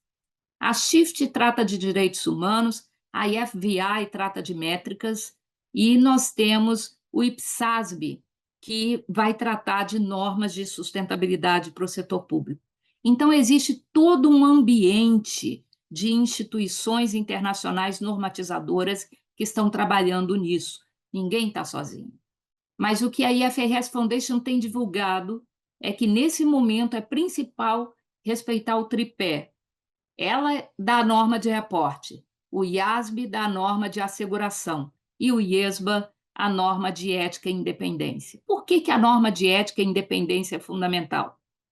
Porque na informação de sustentabilidade, eu não tenho débito batendo com crédito que dá uma razoável segurança de que a informação está correta do ponto de vista contábil. A informação de sustentabilidade, ela é narrativa, ela é qualitativa. Isso não pode servir de desculpa para você pecar contra a qualidade da informação. Há necessidade de você ter critérios, de você ter valores éticos fundamentais sendo seguidos por aqueles que estão envolvidos no processo de reportar. E é isso que o Código de Ética está fazendo. Então, sustentabilidade fica pronto em setembro desse ano, a norma de auditoria. Os princípios éticos são os mesmos, mas o novo Código de Ética, que está incorporando sustentabilidade para eles, vai ser aprovado em dezembro desse ano e entrando em vigor em 2026.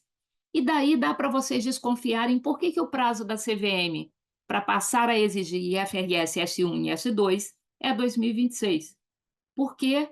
Porque se ela quer asseguração e ética, ela precisa esperar que as normas que acompanham as normas da IFRS Foundation, ou seja, a norma de asseguração e de ética, estejam em vigor também, e isso só vai acontecer em 2026.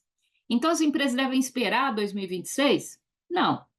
O novo Código de Ética tem esse comportamento. Uma seção nova, 5, foi criada para falar dos princípios éticos para quem não é contador, para quem é engenheiro ambiental, quem é biólogo, quem é sanitarista, quem é certificador de uma empresa de sustentabilidade não ligada à auditoria. Então, como é que elas vão lidar com a contribuição que elas vão dar para se somar à parte contábil, para se criar uma informação que tenha tudo isso. O CBPS, então, é quem está trabalhando na conversão, fazendo para as normas de sustentabilidade a mesma coisa que o CPC faz para as normas contábeis.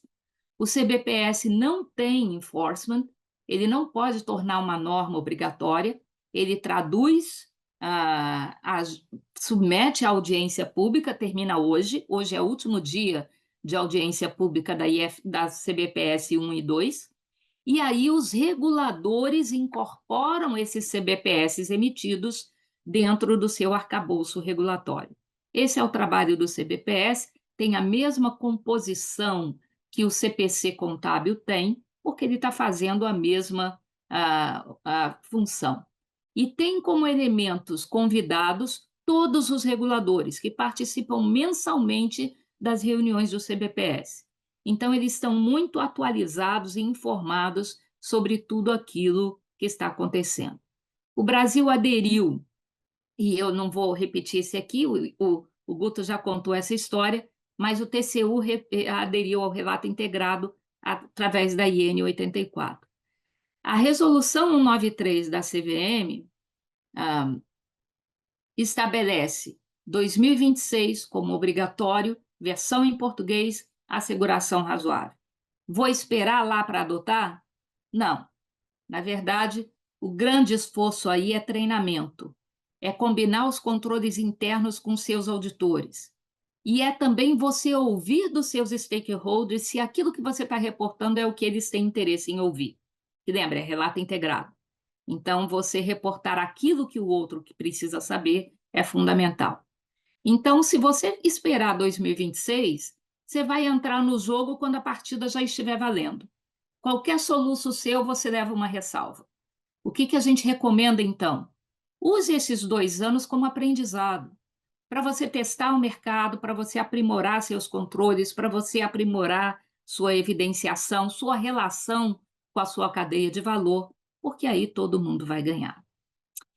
Esse era o meu recado por hoje e estou certamente à disposição para perguntas. Maravilha, Vânia. Muito obrigado aí. É praticamente uma aula mesmo, porque eu acredito que para muitos acompanhar todos esses movimentos acaba sendo acompanhar olhando várias coisas em separado e tu conseguiste trazer uma leitura unificada de por que as coisas estão acontecendo nesses tempos e movimentos, né?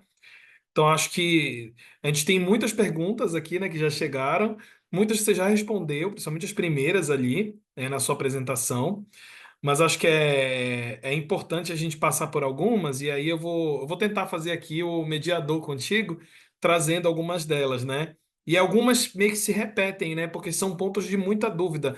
Teve uma sessão de Q&A lá na FRS, e aí também aconteceu isso, né? Todo mundo foi mandando perguntas, e quando eles sentaram, eles disseram: bom, temos aqui 20 perguntas que exploram um ponto que a gente vai passar 40 minutos discutindo. Então vamos, né?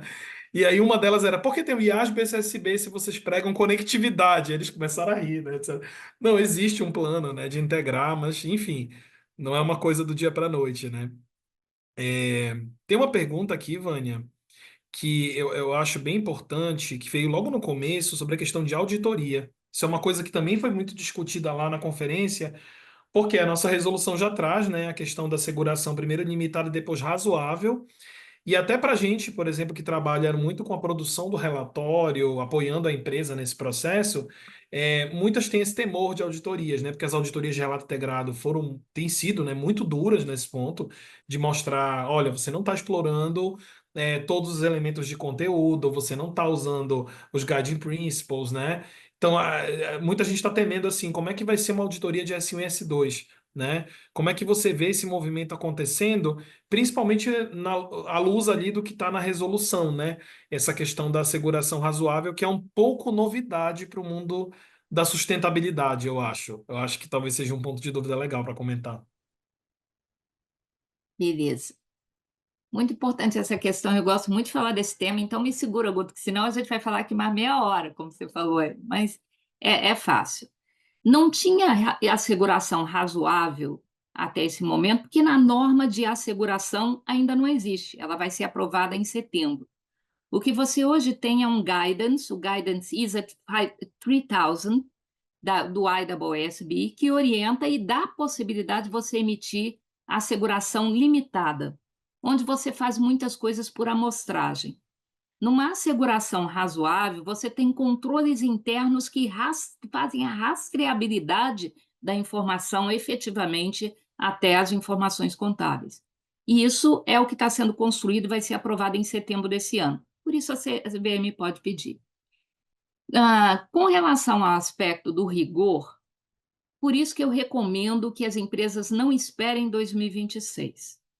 O que acontece? É normal que os auditores sejam rigorosos, Guto, porque existe muito rumor de greenwashing associado à sustentabilidade.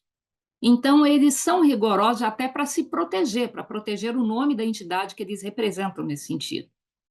Então, quanto mais você deixar o auditor seguro de que você consegue evidenciar aquilo que você está afirmando no seu relatório, você mais tranquilamente vai passar pelo processo de migrar do razoável, do limitado para o razoável em 2026. Então, eu recomendo enormemente isso.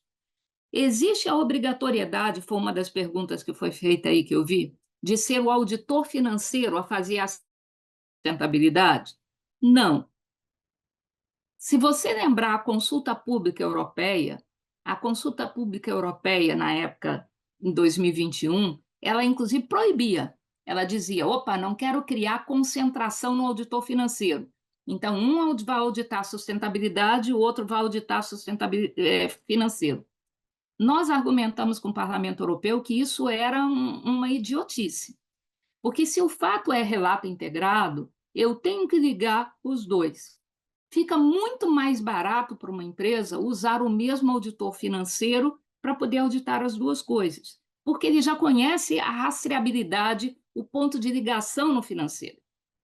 E você fazer o inverso fica muito complicado, o auditor de sustentabilidade conseguir fazer as amarras no financeiro. Então, tem que ser o direito da empresa escolher. Se ela quer usar um auditor separado, se ela quer usar o mesmo auditor, porque isso para ela vai pesar no caixa no futuro, né? Então, é assim que está. A CVM aqui no Brasil já decretou que precisa ser um auditor registrado na CVM. Então, não é qualquer um que vai poder emitir um papelzinho qualquer lá e dizendo tá justo, tá bom, tá assegurado, né? Então, a gente tem que ter esse cuidado. Legal. Acho que tem também um outro ponto aqui que foi trazido. é, Trouxeram aqui essa separação. Bom, você já respondeu, na verdade, que está falando aqui sobre a questão de quais são os temas prioritários da FRS que vão focar nas próximas dimensões aí, né? A gente tem, lá na conferência se falou muito, né, do grupo de trabalho na área de relações de trabalho e na parte de biodiversidade, né, Vânia? Direitos humanos também Sim. está numa segunda onda, não é isso?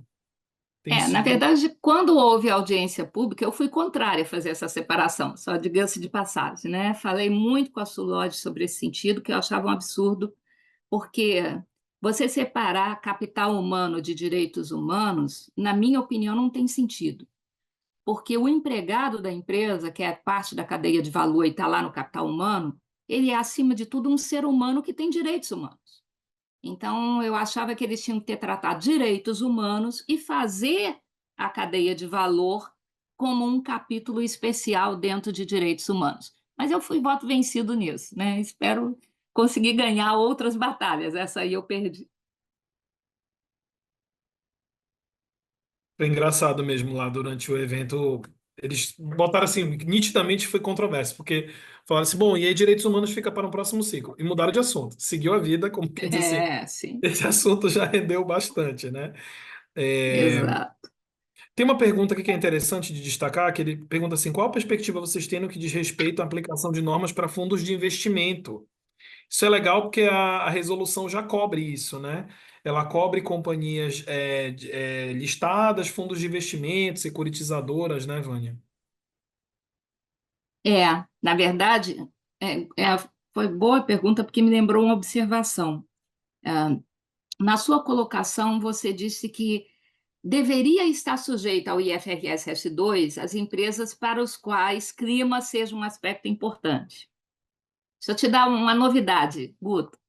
Na IFRS contábil, existe um parágrafo lá que diz assim: se alguma coisa nessa norma contábil, a, o benefício a ser gerado for menor do que o custo de implantação, você não precisa implantar.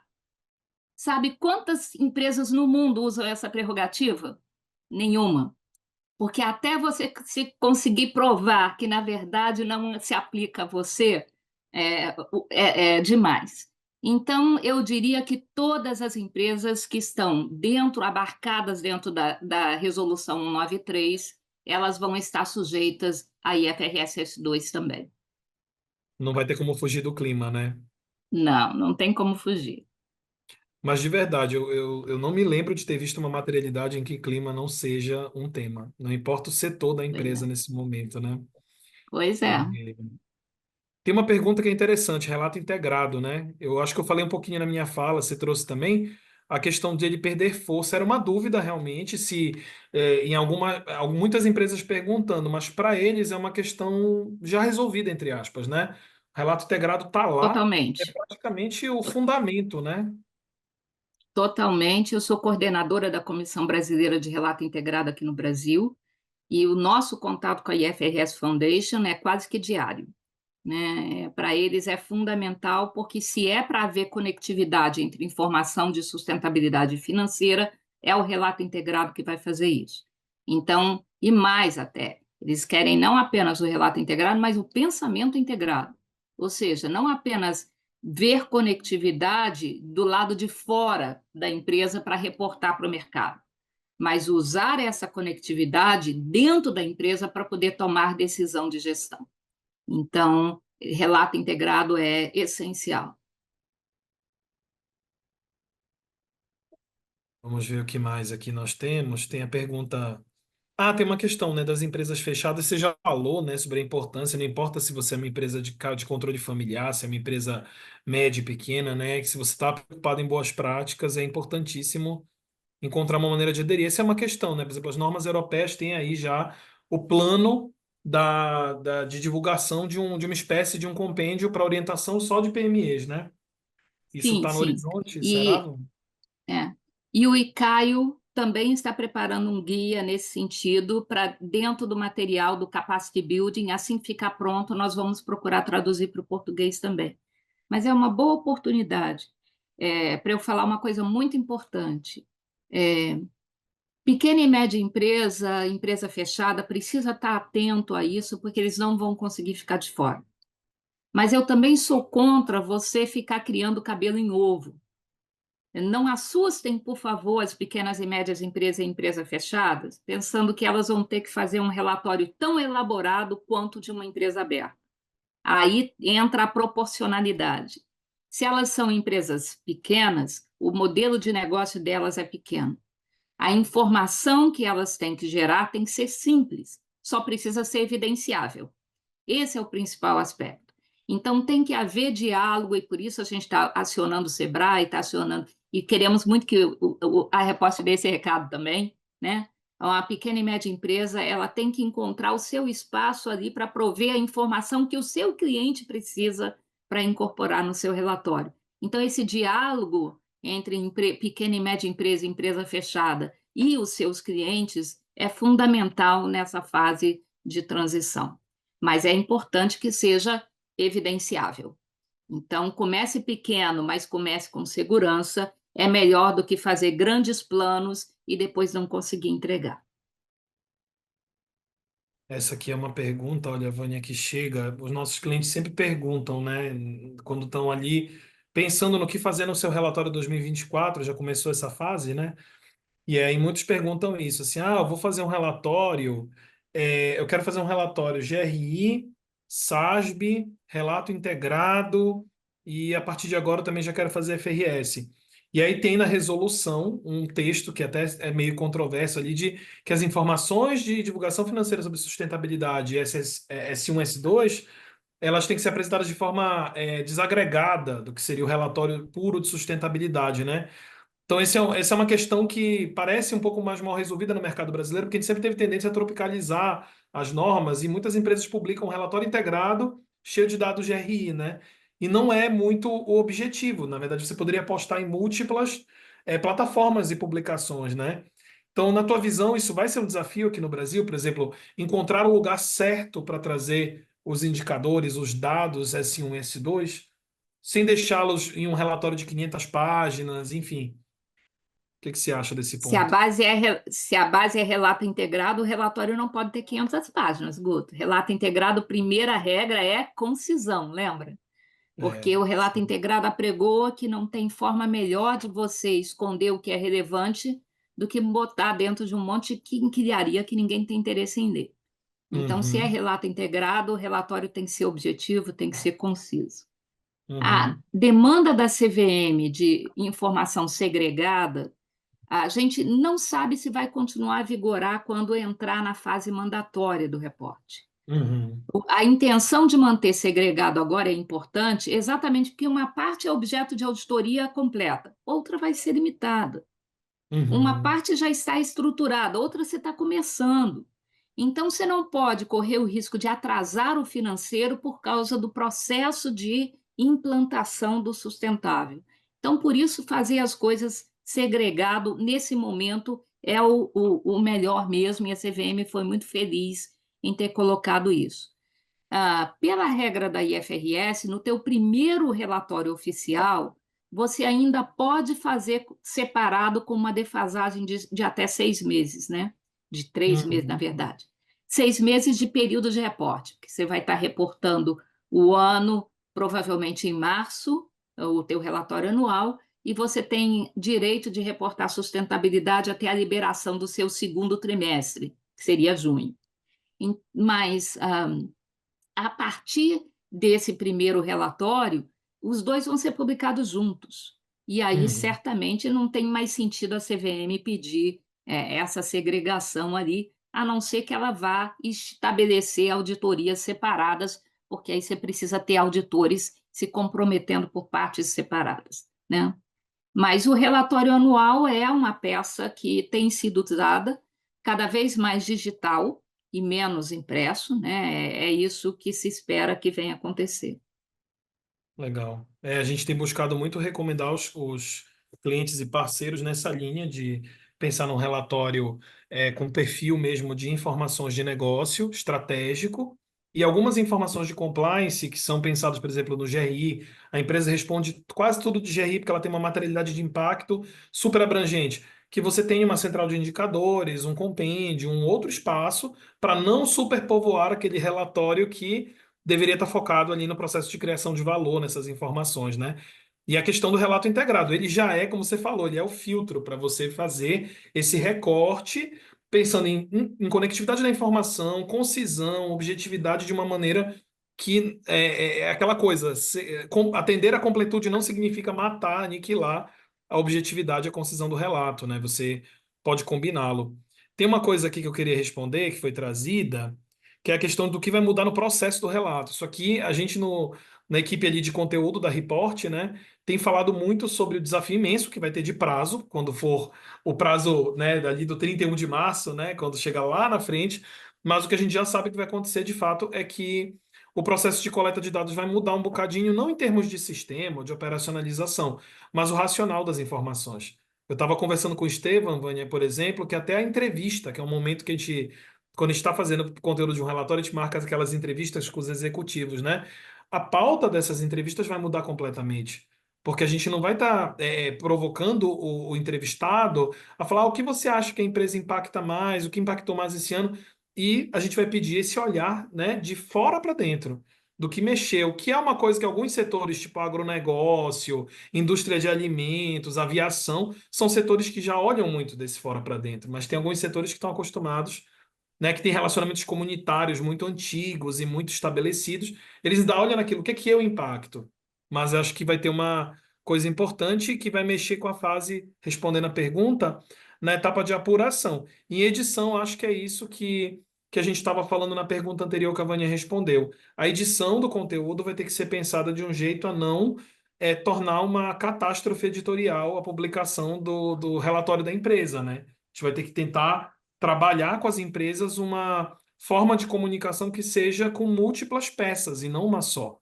Porque uma peça só não tem como dar conta, não tem como fazer 80 indicadores SASB, 120 indicadores de RI, 50. Então a gente tem muito dado e nem todos atendem esse público. Então acho que muitas empresas também vão ter, principalmente as de capital fechada, que não estão sujeitas à regulamentação, vão ter que fazer uma reflexão. Qual vai ser a minha tomada de decisão? Que stakeholders eu vou atender, né? E tem uma pergunta, Vânia, aqui, que eu acho que essa é bem para ti, apareceu várias vezes. A questão da ISO, se a Organização Mundial de Normalização ela não está incluída no processo de normalização e auditabilidade, considerando que já publicou e tem grupos de outros temas relacionados. Porque, de fato, bom, tem uma discussão grande em outras entidades, né, outras organizações de normalização. E ela, inclusive, tem normas que tratam dos temas que são solicitados, né? Antissuborno, gestão de riscos, saúde e segurança. Então, já está lá. Não sei se tem algum ponto nesse quesito que você acha que valha comentar. Não, na verdade, eu não citei a ISO, porque você, na verdade, eu não citei 10% do que você tem aí de conteúdos de normas e de frameworks. Na Uhum. época que a IFRS Foundation está estabelecendo uma norma, ela está aberta a observar, a ouvir e a incorporar aquilo que há de bom em qualquer uma norma que já exista no mercado, inclusive a ISO. Ela não tem porta fechada. Se a ISO estiver disposta a ceder o seu conhecimento e aquilo que ela já fez para a IFRS Foundation, será muito bem aproveitado, tal como ela já aproveitou o TCFD, está aproveitando o TNFD, vai aproveitar o GRI naquilo que o GRI autorizar ela a usar dentro da norma dela. Então, a proposta da IFRS Foundation é que ela foi instituída pelo Banco Mundial, pela IOSCO, como a normatizadora fundamental de normas globais de sustentabilidade. Para cumprir esse mandato, ela está disposta a receber a contribuição de quem esteja disposto a contribuir com isso, inclusive é isso. Eu lembro até, por exemplo, a questão da GRI, né? Muito se falou no começo, isso é uma disputa com a GRI e tal. Pelo contrário, eles estão ali com acordos selados com GRI, TNFD, todo mundo, né? Na verdade, eles estão bem abertos. GRI é membro do conselho da IFRS Foundation e Pronto. membro fundador do Exatamente. relato integrado. Então, esse mesmo Uhum. burburinho surgiu no passado, né? Então, É. Não, isso daí realmente é um equívoco, né? Pensar que são entidades que estão em vias opostas. Eu acho que até para a gente caminhar aqui para uma finalização, porque a gente passou um pouquinho do horário, mas valeu muito a pena, né? Queria, Vânia, que você comentasse uma coisa que eu acho que está um pouco no subtexto aqui das perguntas que estão vendo, né? Tem até uma pergunta que é mais específica nisso. O que que você acha que vem como principal desafio pensando na cultura organizacional, nas culturas organizacionais e na cultura empresarial como um todo do Brasil, para a gente ter um primeiro ciclo bacana de aprendizado para a aplicação dessas normas aqui? Pelo que você conhece, você já foi membro de comitê de auditoria, né? Tem uma carreira longa no BNDES, enfim, você conhece muito bem assim as empresas do Brasil. O que que você vê que talvez precise mudar mais a chave nas organizações para fazer um primeiro exercício, né, de aplicação? Que, claro, vai ser um exercício meio terapia, né? Vai ser como fazer um GRI a primeira uhum. vez, como fazer um relato integrado a primeira vez. Vai ter aprendizado. Mas o que você acha que de partida já parece ser ali um ponto a ser trabalhado? Eu acho que o principal aqui, Guto, são duas coisas que são fundamentais para você ter sucesso nisso. Primeiro, educação, ou seja, o conhecimento. Ah, e a segunda coisa é a governança corporativa das empresas estarem envolvidas. E eu acho que as duas coisas têm que caminhar juntas. Nós, hoje à tarde, temos reunião do CBPS e vai ser anunciado formalmente a criação de um GT Governança Corporativa que vai ser coordenado pelo IBGC. Porque o pior inimigo que a gente pode ter nesse processo São os eu acho que criam esse tipo de confusão, criam esse tipo de burburinho, que faz com que as empresas, ao invés de se dedicar àquilo que precisa ser feito, elas começam a se proteger daquilo que não se tem que fazer, né? Então, é, por isso que eu digo as duas coisas precisam caminhar juntas. A educação, no sentido de ter conhecimento sobre o que é realmente a norma, e, principalmente nas organizações, os conselhos serem o pivô para provocar essa busca pelo conhecimento, essa incorporação de que isso representa, na verdade, o futuro da organização, porque as organizações do futuro serão aquelas que vão aprender a lidar com sustentabilidade dentro do seu modelo de negócio.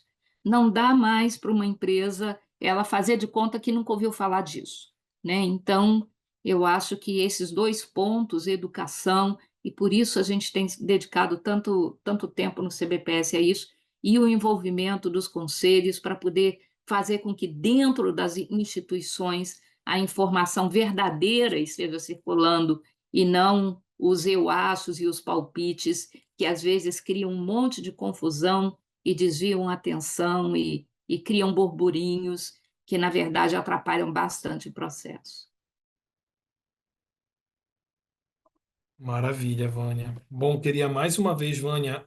Pessoal, a gente não consegue, infelizmente, responder todos os pontos de dúvida, porque são muitos, né? Mas acho que a Vânia, na fala dela, acabou dirimindo várias delas. É, Queria mais uma vez te agradecer, Vânia. Queria só também ressaltar que a gente está sempre super aberto a participar, enfim, contribuir de alguma maneira com os vários fóruns aí dos quais você participa também.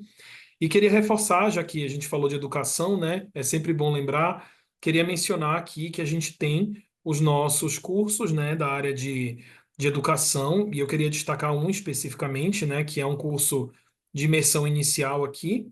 Nós temos um curso de transição para as normas FRS, S1, S12. Esse curso ele tem um ano de vigência já, e a gente atualizou o material didático dele, a apostila, que é um e-book, e as próprias aulas com algumas novidades aí da Conferência 2024 e essas atualizações que eu e a Vânia já mencionamos aqui. Então, é um encontro aí de três encontros, 9 horas aula, que não quer ser um exaustivo, né, um curso técnico exaustivo das normas, porque isso, de fato, a gente vai fazendo, a gente vai ter outros módulos além desse curso, mas é um curso introdutório que explora muitos dos pontos que a gente falou aqui em maior detalhe, e também destacar que para as empresas a gente tem feito in company. Então, muitas empresas, a gente está com duas nesse momento agora acontecendo, preferem fazer um curso dentro da empresa com mais carga horária para poder olhar o relatório, fazer exercícios, atividades, olhar para essas normas. E além desse processo de cursos in company, a gente também trabalha com os serviços de diagnóstico e análise de maturidade em relação às normas S1 e S2. Cabe sempre lembrar, assim, o nosso posicionamento aqui é um posicionamento muito cuidadoso, é um posicionamento humilde de uma organização que, como todas as outras, ainda não aplicou essa norma. Então, até perguntaram no chat, Mora, tem exercício, tem relatórios publicados? A própria FRS não recomenda, é agora que começa. Então, a gente não vai ter a irresponsabilidade de dizer, olha, esse relatório já responde 100%, a gente analisa junto, busca, faz exemplos, pega bons relatórios de TCFD, podem ser um bom ponto de partida? Podem, mas não respondem tudo. Então, esse é um ponto que a gente tem destacado, inclusive, nos cursos, né? Esse Posso fazer um cuidado. comentário nesse sentido, Guto? É uma Claro, coisa Vânia, que eu fica à tenho falado vontade. bastante no mercado também, das empresas que me pedem um modelinho, que na verdade você não tem esse modelo porque a norma é nova. Em primeiro lugar, ninguém publicou. Na verdade, todo mundo vai aprender com a norma, até mesmo o normatizador. A Uhum, própria IFRS Foundation depende dos relatórios que serão publicados para ver o que está funcionando e o que vai precisar ser corrigido no futuro, né? Então, uhum. não tem um modelo. Mas, na verdade, as empresas não podem e não devem estar procurando modelos, porque esse processo começa com um olhar para dentro e não para fora. Você não reporta IFRS S1 e S2 copiando o relatório de uma outra empresa.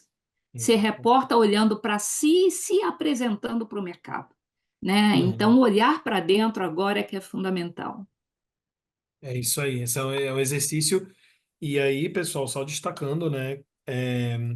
A gente tem esse cuidado de não fazer afirmações muito categóricas em relação à conformidade e adoção, O nosso curso ele explora realmente os enunciados e o que tem que ser respondido, que isso já existe, está dado, as interoperabilidades, as necessidades, as barreiras, as tendências, as novidades regulatórias e tal.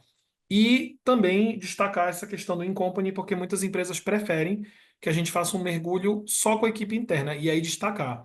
Não é mais hora, né, Vânia, até tava falando, lá na conferência estavam falando, não é hora de separar os profissionais de contabilidade para um lado, os profissionais de RI para outro e os de sustentabilidade para outro. Agora está todo mundo trabalhando na mesma causa, né? Então essa é uma novidade importante mesmo, porque muito se reclamava, a área de RI reclamava da sustentabilidade, que estavam só olhando para a GRI, não estavam preocupados com o dado financeiro, né? Eu já vi isso acontecer em alguns clientes, né? Um embate entre as áreas e isso acaba sendo super negativo porque cria os silos lá que o relato integrado tanto busca, né? Advoga por derrubar. Essas normas, elas, entre aspas, forçam, impulsionam a integração. Não tem muito mais como escapar. Então, se forem procurar não só com a Report, mas com outras entidades, oportunidades educacionais, é importante envolver todas essas áreas, né? Não só a área dona, entre aspas, da agenda de sustentabilidade, a área financeira, controladoria, relações com investidores, compliance, né? São áreas muito importantes. Então, destacar a nossa próxima turma é agora no comecinho de agosto, aulas de manhã, e eu acho que a Milene colocou no chat, que é a nossa coordenadora de educação, ela deve ter colocado no chat também que a gente tem cursos o ano inteiro, né? Sobre vários temas. Normas FRS, de relato integrado, temos turma acabando amanhã, do praticante. Vamos ter o relato integrado introdutório, uma turma extra no final de agosto, provavelmente. Temos em outubro e novembro, enfim. Só convidá-los a conhecer nossa agenda de cursos, se tiverem interesse, né? Semana que vem a gente começa nosso curso de jornada climática, que é um curso de um tema super quente aí, fala da S2 no curso, fala de todas as normas e todas as agendas que estão aí pela frente também. Só convidá-los a conhecer, além de conhecer tudo que a Report pode fazer junto com vocês aí, das empresas em soluções digitais, frameworks e índices e ratings, em estratégia, comunicação, enfim, nos colocarmos à disposição. Pessoal, mais uma vez, muito obrigado. Vânia, muito obrigado pela tua participação. Sabemos que a agenda está bem corrida, mas muito obrigado pela tua aula aqui, foi extremamente elucidativo. E nos encontramos aí nos próximos webinars da vida.